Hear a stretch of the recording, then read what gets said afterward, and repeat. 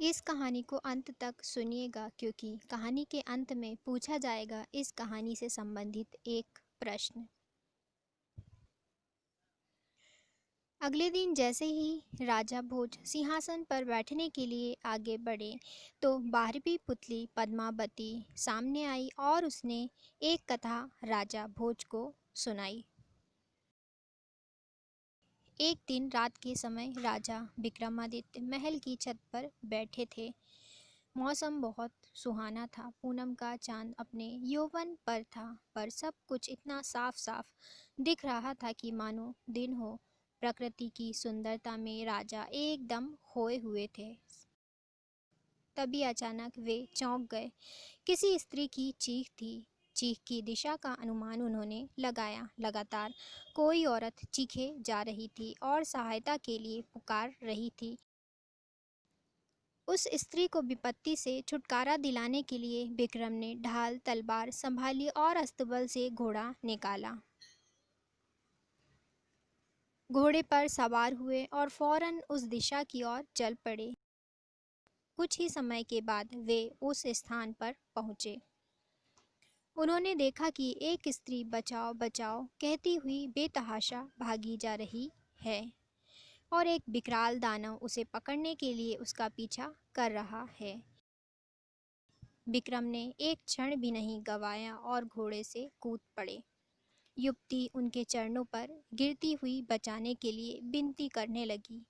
उसकी बाहें पकड़कर विक्रम ने उसे उठाया और उसे बहन संबोधित करते हुए उन्होंने कहा कि वह राजा विक्रमादित्य की शरणागत में है और उनके रहते उस पर कोई आँच नहीं आ सकती। जब वे उसे दिलासा दे रहे थे तो राक्षस बहुत जोर जोर से हंसने लगा। उसने विक्रम को कहा कि उन जैसा एक साधारण मानव उसका कुछ नहीं बिगाड़ सकता और उन्हें वह कुछ ही क्षणों में पशु की भांति चीड़ फाड़ कर रख देगा। ऐसा बोलते हुए वह विक्रम की ओर आया। विक्रम ने उसे चेतावनी देते हुए ललकारा। राक्षस ने उनकी चेतावनी का उपहास किया। उसे लग रहा था कि वह विक्रम को पल भर में मसल देगा। वह उनकी ओर बढ़ता रहा। विक्रम भी पूरे सावधान थे। वह राक्षस जैसे ही राजा विक्रम को पकड़ने के लिए बढ़ा, विक्रम ने अपने को बचाकर उस पर तलवार से वार कर दिया। राक्षस भी अत्यंत फुर्तीला था। उसने पैंतरा बदलकर खुद को बचा लिया और भिड़ गया। दोनों में घमासान युद्ध होने लगा। विक्रम ने इतनी फुर्ती और चतुराई से युद्ध किया कि राक्षस थकान से चूर चूर हो गया और शिथिल पड़ गया। विक्रम ने अवसर का पूरा लाभ उठाया और अपनी तलवार से राक्षस का सर धड़ से अलग कर दिया।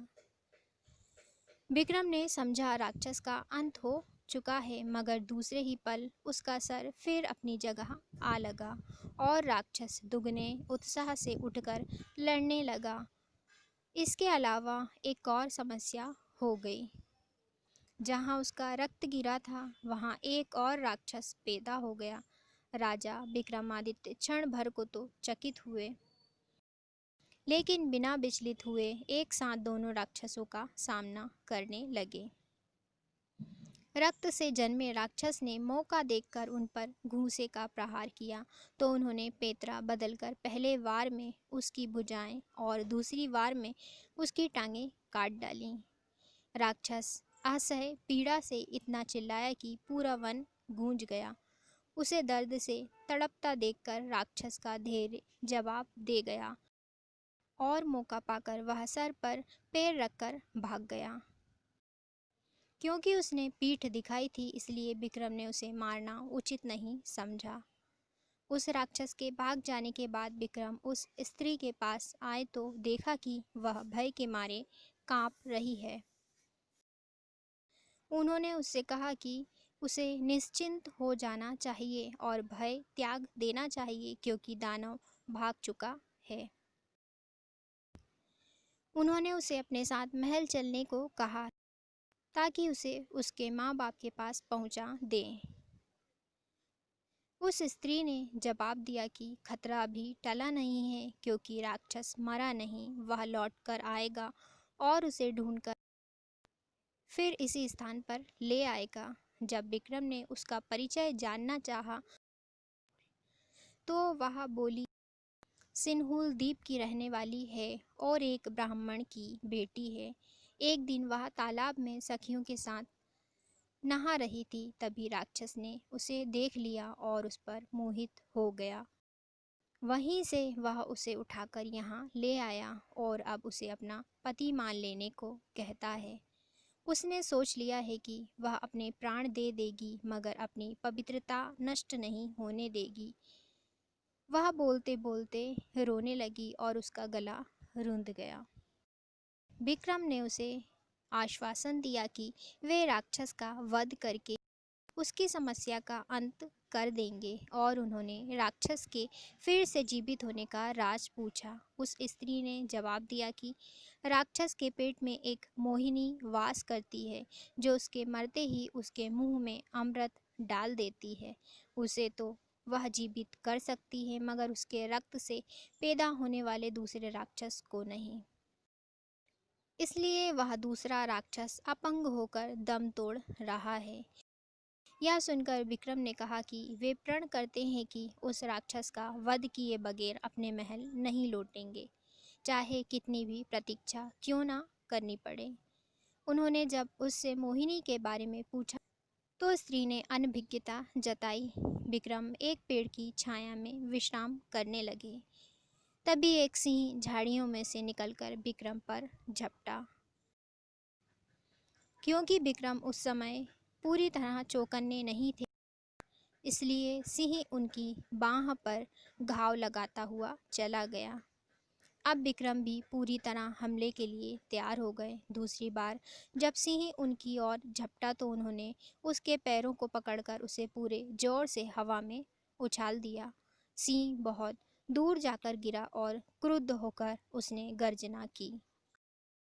दूसरे ही पल सिंह ने भागने वाले राक्षस का रूप धर लिया। अब विक्रम की समझ में आ गया कि उसने छल से उन्हें हराना चाहा था। वे लपक कर राक्षस से भिड़ गए। दोनों में फिर भीषण युद्ध शुरू हो गया। जब राक्षस की सांस लड़ते लड़ते फूलने लगी तो विक्रम ने तलवार उसके पेट में घुसेड़ दी। राक्षस धरती पर गिरकर दर्द से चीखने लगा। विक्रम ने उसके बाद तलवार से उसका पेट फाड़ दिया। पेट फटते ही मोहिनी कूदकर बाहर और अमृत लाने दौड़ी। विक्रम ने बेतालों का स्मरण किया और उन्हें मोहिनी को पकड़ने का आदेश दिया। अमृत न मिल पाने के कारण राक्षस तड़पकर मर गया। मोहिनी ने अपने बारे में बताया कि वह शिव की गणिका थी, जिसे किसी गलती की सजा के रूप में राक्षस की सेविका बनना पड़ा। महल लौटकर विक्रम ने ब्राह्मण कन्या को उसके माता पिता को सौंप दिया और मोहिनी से खुद विधिवत विवाह कर लिया।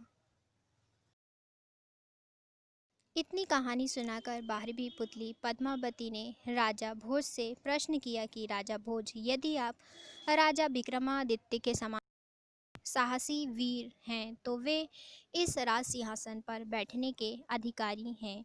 राजा भोज फिर सोच में पड़ गए। तो आज की इस कहानी का प्रश्न है, राक्षस ने अगली बार राजा विक्रमादित्य पर हमला किस रूप में किया? सही उत्तर देने वाले चुनिंदा लोगों का नाम अगली कहानी में बताया जाएगा। अपना उत्तर हमें कमेंट बॉक्स में कमेंट कीजिए।